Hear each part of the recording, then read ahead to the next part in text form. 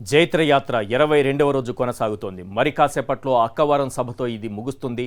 ఆంధ్రప్రదేశ్ ప్రజలు ఎన్నికల తీర్పు ఇవ్వడానికి సిద్ధమైన తరుణంలో మేమంతా సిద్ధం బస్సు యాత్రను ప్రారంభించారు సీఎం జగన్.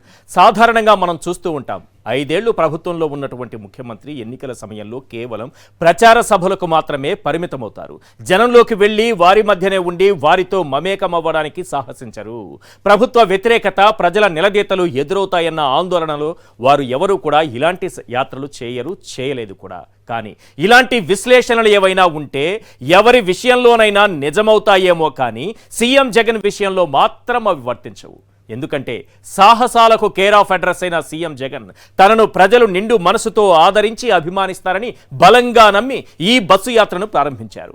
జగన్కు ఇతర ముఖ్యమంత్రులకు చాలా తేడా ఉంది సార్. ఆయన ఎన్నికల ముందు ప్రజలకిచ్చిన మాటను ఎన్నికల తర్వాత తప్పలేదు. అధికారంలోకి రాగానే హామీలను విస్మరించలేదు. అందుకే ఆ కాన్ఫిడెన్స్తోనే బస్సు యాత్రను ప్రారంభించారు. ఆ నమ్మకానికి కారణమేంటో తెలుసా?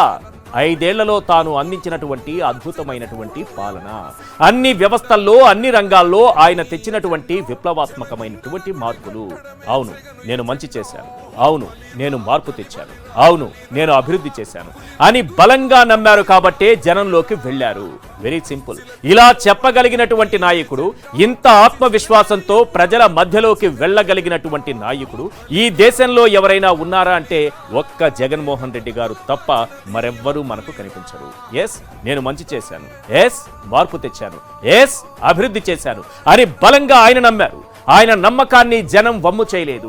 అవును, మాకు మంచి జరిగింది. అవును, మాకు మార్పు కనిపించింది. అవును, మా రాష్ట్రంలో అభివృద్ధి కళ్లకు కట్టినట్లు కనిపిస్తోందని జనాలు నమ్మారు కాబట్టే జగన్కు బ్రహ్మరథం పట్టారు.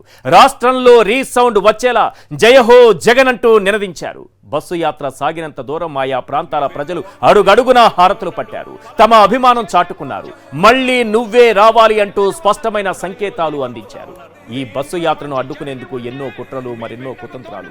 అయినా ఆయన అదరలేదు, బెదరలేదు. కృష్ణా జిల్లాలో కుట్ర చేసి ఏకంగా హత్యాయత్నానికి ప్రయత్నించారు. ఎక్కడా వెనకడుగు వేయలేదు. ప్రత్యర్థులు తన రక్తం కళ్ళ చూసినా తనలో సంకల్పం చెదరలేదు. ఓ పక్క నుదుటిపై గాయం బాధిస్తున్నా మోములో చిరునవ్వు మాత్రం చెదరనివ్వలేదు. అదే సంకల్పంతో ముందుకు సాగిపోయారు.